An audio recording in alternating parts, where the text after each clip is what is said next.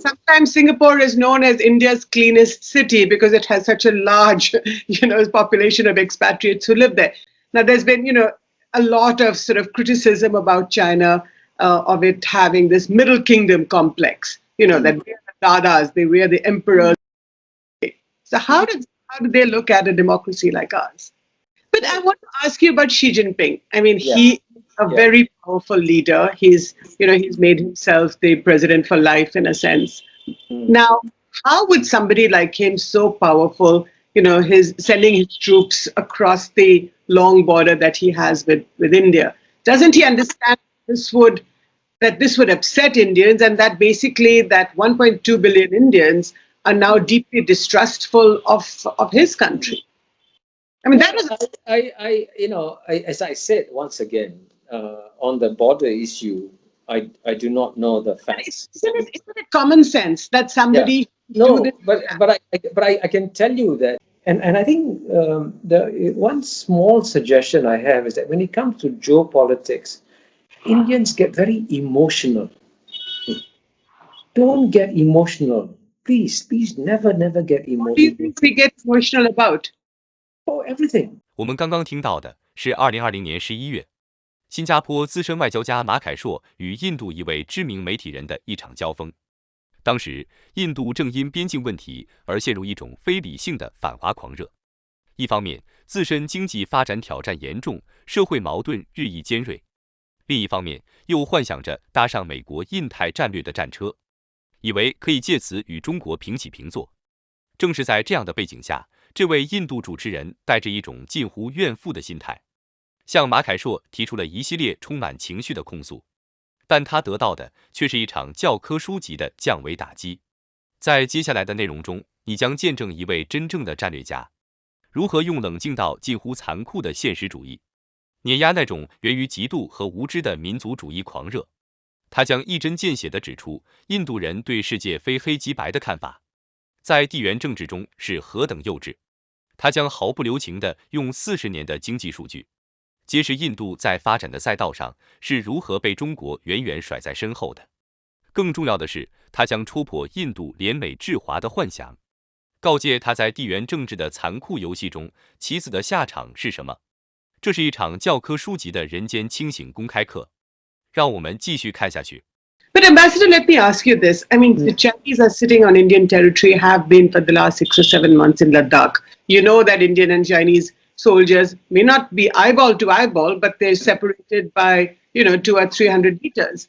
Now, how do you expect India to be part of a big trading organization when the other big power, China, is sitting on your own territory? I want to mention India's problems with China are serious but fairly recent.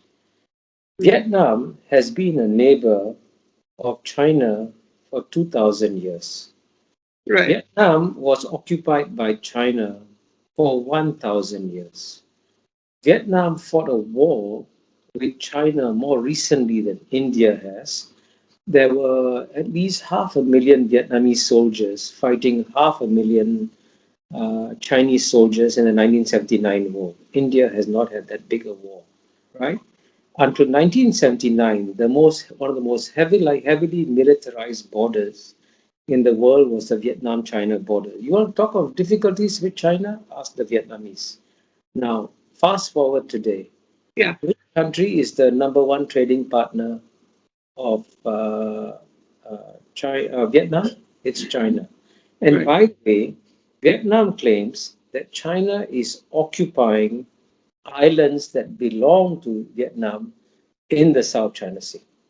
So I'm telling you all this because in geopolitics, if you think there's a perfect black and white solution, there's no such thing in geopolitics. You have to learn to live with imperfections. So the Vietnamese are obviously very unhappy with what China is doing in the South China Sea to them. But at the same time, they want to grow their economy. And they said, okay, I'll put this aside. I'll focus on growing the economy. So one thing about Indians is that they expect the world to be black and white. It is not black and white. Why do you say that? Everybody, and because that we all learn to live and work with countries that we may not necessarily like or agree with, because that's the way life. Why do you say that Prime Minister Modi likes the world to be black and white, or why does India like the world to be black and white? I didn't say Prime Minister Modi likes it. India. That's right. Yeah, and by the way, the one leader who has spent more time with Xi Jinping than any other leader is Prime Minister Modi. I give him a lot of credit for that. And indeed, what my Indian friends told me, he said, Kishore, there's no two leaders in the world have spent as much time together as Prime Minister Modi and President Xi Jinping have. You look at it mathematically. So I don't say that about Prime Minister Modi. Now, like on the border question, let me tell you, I'm not an expert, okay?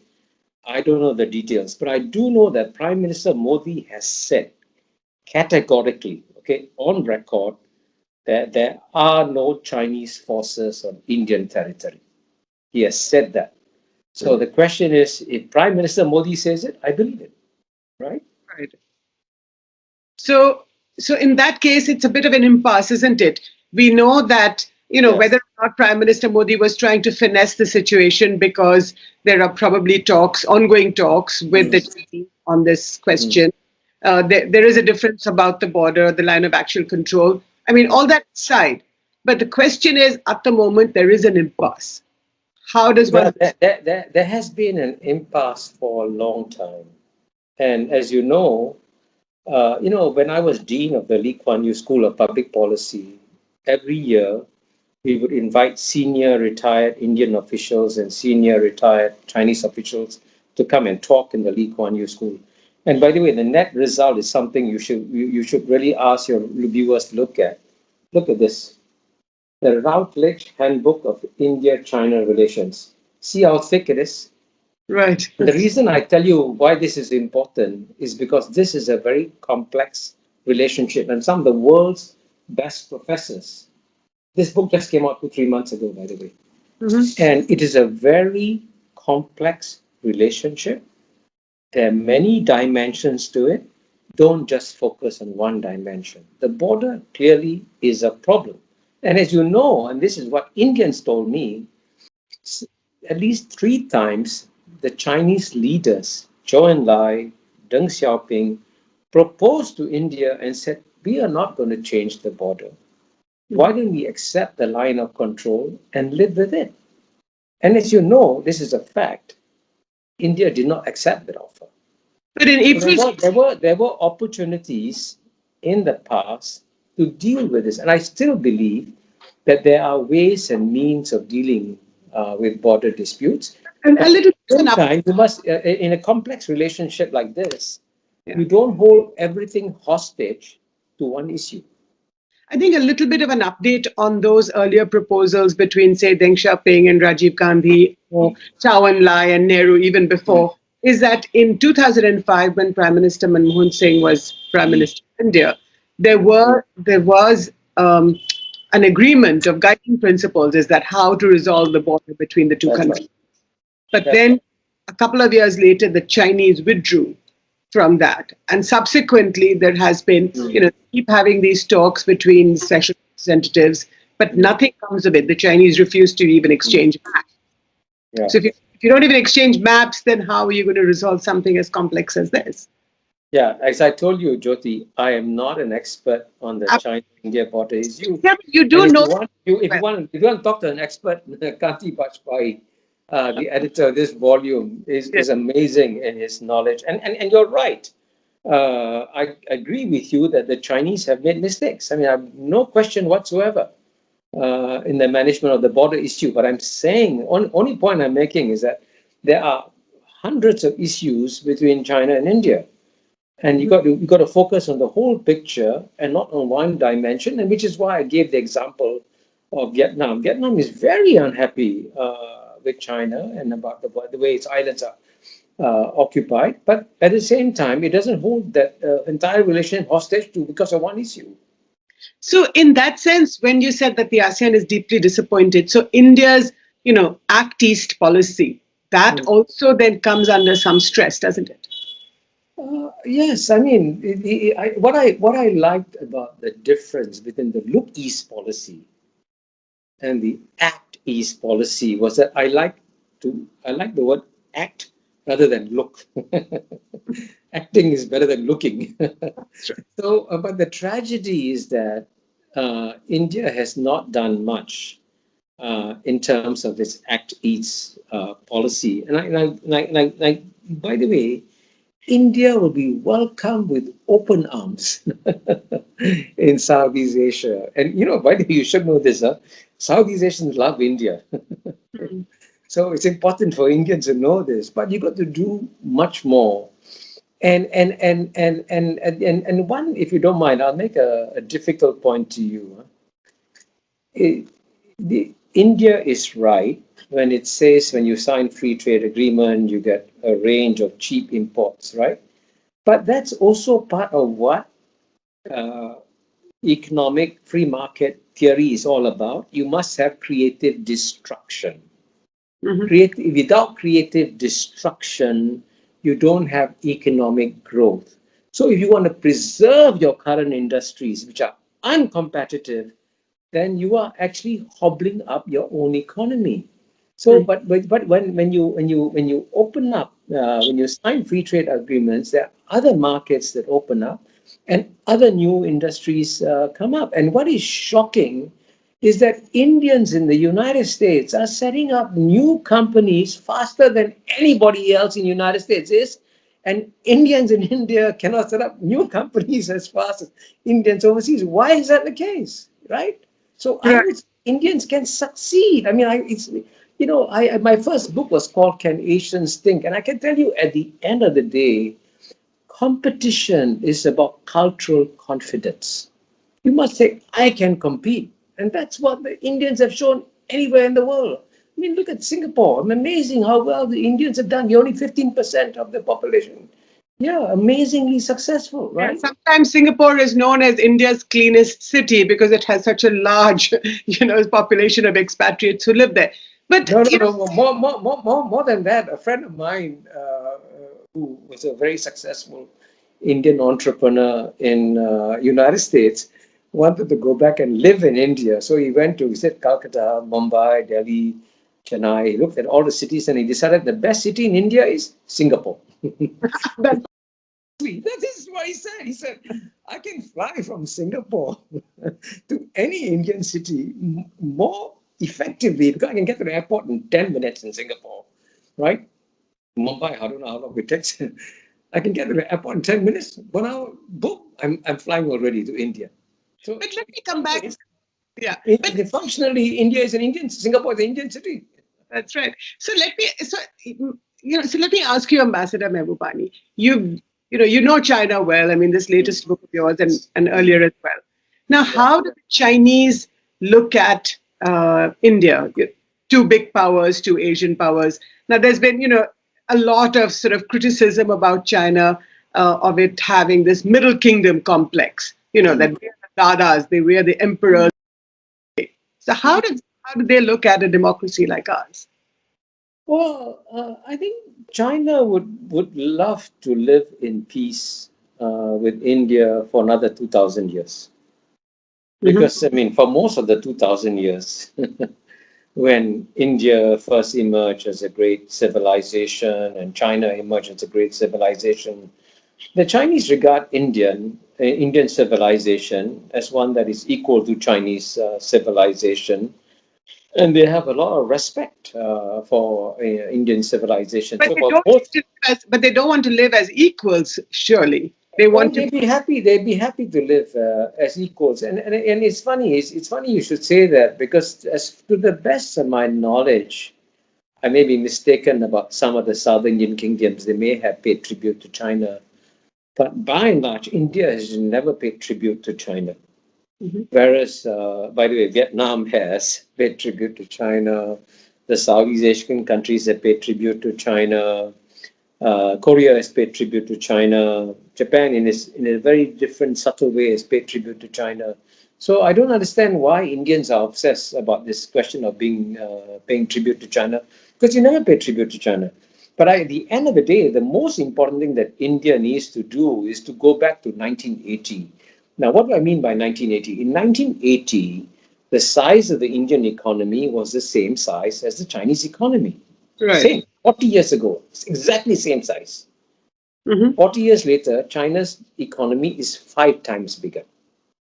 Now, I would say that if you really want to compete in this game, make your economy 5 times bigger. And you can do that. Because you know why? The reason why you can do that is that you have 1.3 billion very talented Indians around the world. They be dying. And you know what is shocking about India being frightened to open up its economy to compete? Actually, the rest of the world should be frightened of 1.3 billion Indians. Because 1.3 billion Indians, if you look at what 1 million Indians have done in California, it's amazing, right? And you know that if Indians in India can achieve half the per capita income, right, of Indians in United States, you would have by far the world's largest economy, by far. But I want to ask you about Xi Jinping. I mean, he is a very powerful leader. He's made himself the president for life in a sense. Now, how would somebody like him, so powerful, his sending his troops across the long border that he has with India, doesn't he understand that this would upset Indians, and that basically that 1.2 billion Indians are now deeply distrustful of his country? I mean, that was. As I said once again, on the border issue, I do not know the facts. Isn't it common sense that somebody? Yeah. No, but I can tell you that Xi Jinping really wanted to work out a long-term understanding with India, and I can tell you that I'm pretty sure that Xi Jinping has a lot of respect for Prime Minister Modi, genuine respect. And I think that's why the two of them were able to get along each other. And you're right when you say that Xi Jinping is a strong leader, but I would say that Narendra Modi is also a very strong leader in India. So it's not a case of a strong leader against a weak leader. There are two strong leaders here, Xi Jinping and Modi. And if you ask me what should happen now, I think they should try and resume the conversations that they had in the past and try and find out what went wrong. From what I'm told, there was an accident. Nobody wanted this to happen, right? From what I'm told, and these accidents happened because they came too close. So this Kanti Bajpai wrote, and I've started something called the Asian Peace Program at the National University of Singapore, and I'm the coordinator of it. And the first essay was written by Kanti Bajpai soon after the border incident. He said the reason why the accident happened is because the Indian and Chinese soldiers had to meet face to face with each other to figure out the Kalpan clash in June that you're talking about. That's right. So he says, why not take away the soldiers, put virtual sensors in at all the sensitive points, and both sides have a common set of computers looking at the same sensors, and the computers will then talk to each other and say, why are you in this, why are you in that? And there's no more physical confrontations at the border. So you can use technology to solve some of these problems. And by the way, there are things called best practices in other difficult borders, that also, the India-China border is not the only difficult border in the world. There are other borders, and you can learn best practices from other borders. And I would say Kanti Bajpai's suggestion is an excellent suggestion that should be taken seriously by both China and India. So could do a couple of questions, Ambassador. The first is that the squad that has come into shape, which is India, Australia, Japan, and Korea. Now, how does China look at these? I'm sorry, India, US, Japan, and Australia. Sorry about that. How does the US look at this quad, especially when the world's most powerful country, the Americans, are very much part of it, and expanding into this maritime domain? Well, I mean, the one lesson I've learned in geopolitics is that no country, no great power will sacrifice its own interests for another power. So, for example, if the United States reaches a new understanding with China, right? Under the new administration. The Biden administration, And if the United States has to sacrifice other countries, it will do so. There's no such thing as friendship. And if you want to know, ask any country what friendship with the United States is like, ask Pakistan. Mm-hmm. In the Cold War, Sabine Brzezinski went to the border and said, "We Pakistanis, Afghans, and in the United States, we are together," and so on and so forth. They were very close, very close. The Cold War ended, Pakistan was dropped. Boom! And then 9/11 happened. Oh, boom! Pakistan became a friend again. Right. So geopolitics is a cruel business. It has nothing to do with sentiment, nothing to do with love, nothing to do with values, nothing to do with ideology. It only has to do with interests. Right. And where there's convergence of interest, there'll be cooperation. So, and for example, you mentioned the Quad. I think Australia is going through a very difficult time, as you know. Mm-hmm. And I suspect that Australia will go through a more difficult time in the coming months because Australia unwisely decided to slap China in the face by calling for an international public inquiry into what China did on COVID-19. It's true, China made mistakes on COVID-19, no question whatsoever. But you want to ask for something, do it quietly. Don't embarrass China publicly. But by slapping China in the face, they made China lose face. And for Chinese and Asians, losing face is a serious business. So, as you know, China has quietly, steadily increased the pressure on the Australian economy. So I think you'll find that Australia will become, it will be in a much tougher spot in the coming months. And then if you look at Japan, I want you to know that the Chinese foreign minister just had a very successful visit to Japan. Right? And I'm telling you all this just to make a simple point. It's very complex. It's not black and white. Right. And certainly in the case of the Biden administration, if the Biden administration doesn't want to be, Martin Wolf said in the Financial Times, that the Biden administration could be an interlude between two Trump administrations, unless Biden fixes the problem. And the United States of America is the only major developed country where the average income of the bottom 50% has gone down over a 30-year period. And as I explained in my book, As China Won, I devote a whole chapter to it. The United States has become a plutocracy. So the United States is a very unhappy country. And the Biden is going to focus on the internal economic development of United States. And if he can work with the second largest economy to do it, I think he may or may not do it, depending on various factors.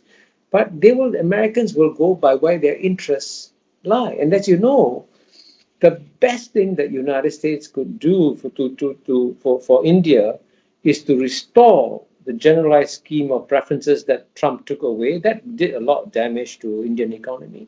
Right. And restore the H-1B visas that were suspended for India, right? So, and why did even though Donald Trump is a friend of India, why did he do that? It proves my point. Countries will go with their own interest. Friendship means nothing.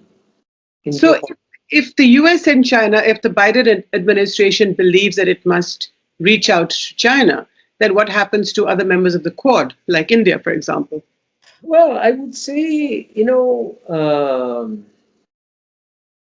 each member of the Quad will be working out its own long-term relationship with China in one way or another. And so I don't think, again, the Australians sent soldiers, and the Australians are very brave people. They went to fight in Europe in World War I. They went to fight in Europe in World War II, right? And because they feel this cultural affinity with the British and the Europeans. Now, let's say if there's a conflict in South Asia, would Australia come to fight in South Asia? Very unlikely. No.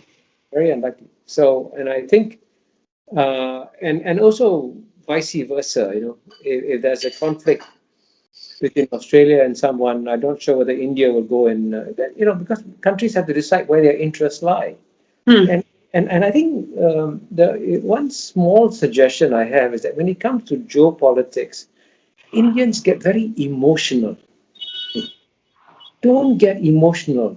Please never get emotional. What do you think we get emotional about? Oh, everything. Like your relations with China, you get very emotional.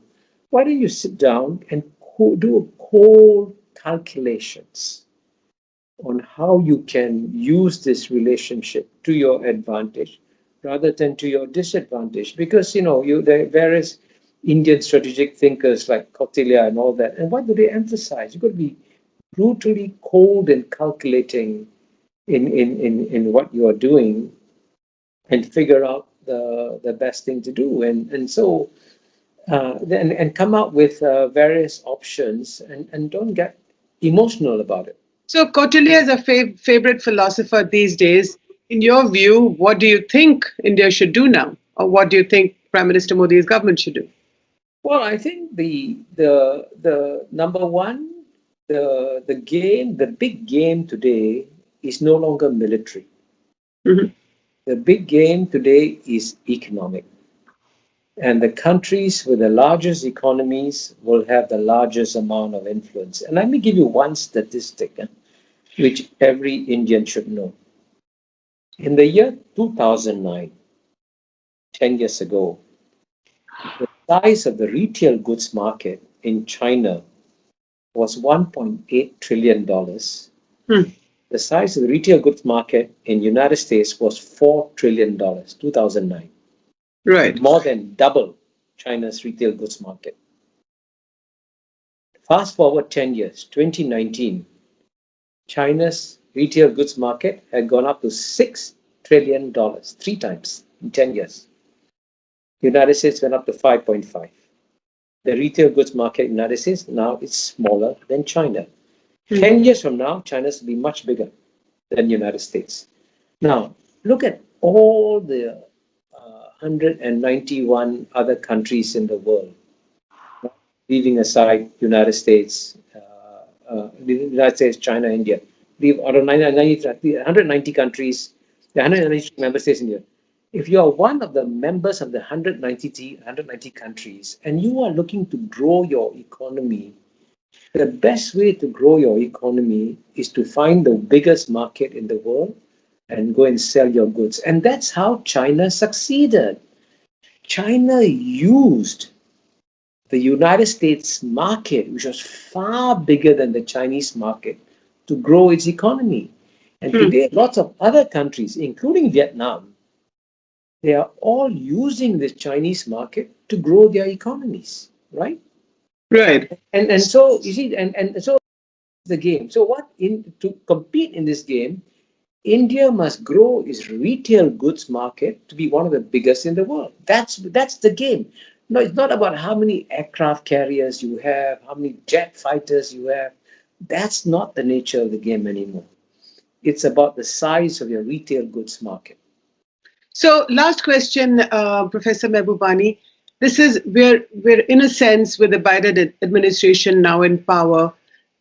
You have sort of various centers of power. You have Washington D.C. You have Beijing. India, of course, much smaller.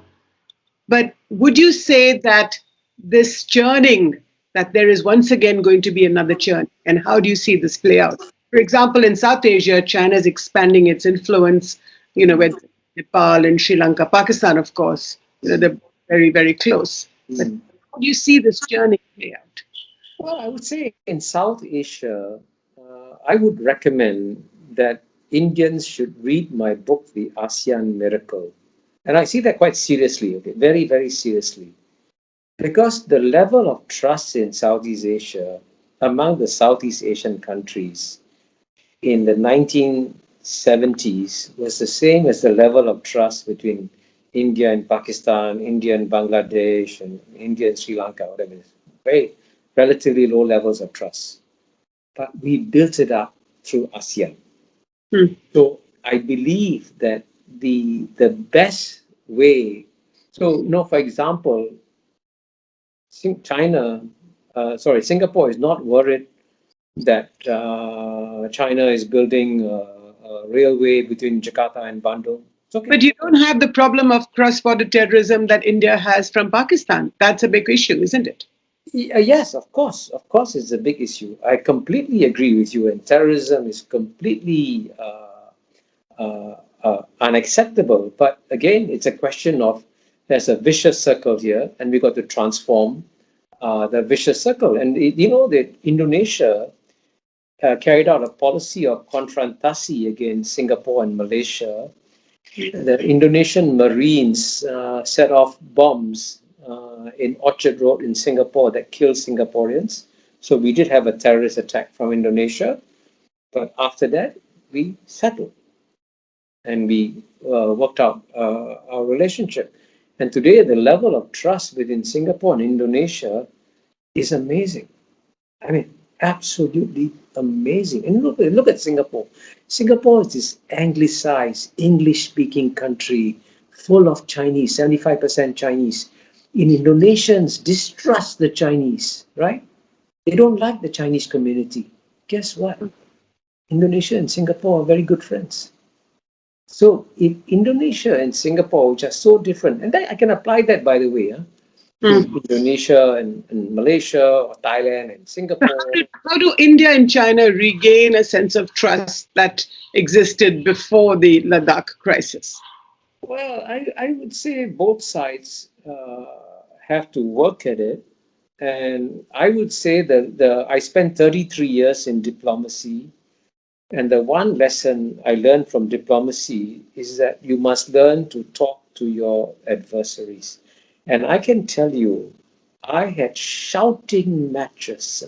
Shouting. I used to shout at the Vietnamese ambassador to the UN, and the Vietnamese ambassador used to shout at me when we were fighting each other over Vietnamese occupation of Cambodia.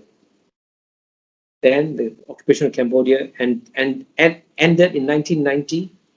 5 years later, we brought Vietnam into ASEAN.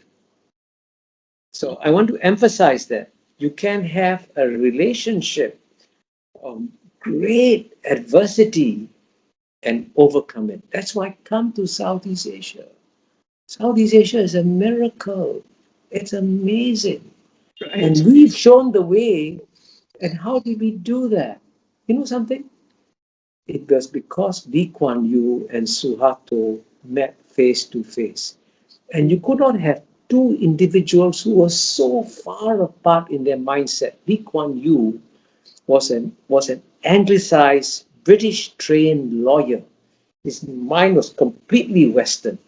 Suharto his mind was set in Hindu mythology, right? Javanese through and through. He didn't speak English. So this Javanese Hindu mind could interact with his anglicized British mind and come together by talking to each other. So never, never give up talking to your adversaries. Never. 我们刚刚见证的，与其说是一场访谈，不如说是一场公开治疗。马凯硕先生像一位经验丰富的医师，冷静地解剖了一个因嫉妒和战略误判而日益焦虑的病人，并开出了一剂猛药。在这场交锋中，马凯硕用压倒性的逻辑，彻底粉碎了印度精英阶层自我安慰的种种幻想。当主持人沉浸在领土备战的受害者叙事中时，他用越南的例子给印度上了一课：一个成熟的国家，懂得如何搁置争议，优先发展，而不是让情绪绑架未来。当主持人对四国机制这类由美国主导的恶华小圈子抱有幻想时，他用美巴关系用完就扔的历史，给印度上了一课：在地缘政治的残酷棋盘上，友谊毫无意义，棋子永远只是棋子。而当主持人纠结于各种细枝末节时，他用经济才是大游戏的宏大视角，给印度上了最重要的一课：一个国家真正的地位，不是靠在边境上挑起冲突，更不是靠向另一个大国摇尾乞怜，而是靠实打实的发展。这场对话之所以如此发人深省，是因为它精准地预言了印度今天的困境：一个不想着如何发展自己，却总想着如何通过煽动民族情绪和充当美国打手来给邻国使绊子的国家，最终只会耽误自己。它也留给我们几个值得深思的问题。第一，一个国家最大的敌人，究竟是外部的威胁，还是内部那种因嫉妒而产生的阻碍自身发展的非理性情绪？第二，指望美国来帮助自己对抗中国，这种与虎谋皮的战略，在历史上除了被利用和被抛弃，可曾有过第二个结局？第三，马凯硕的这场降维打击，是否证明了一个残酷的真理，在一个现实主义的世界里，没有实力支撑的愤怒毫无意义，最终只会被人当作笑话？我们期待在评论区听到你的想法。如果你认为这期节目对你有价值，请点赞、评论、分享，并订阅我们的频道。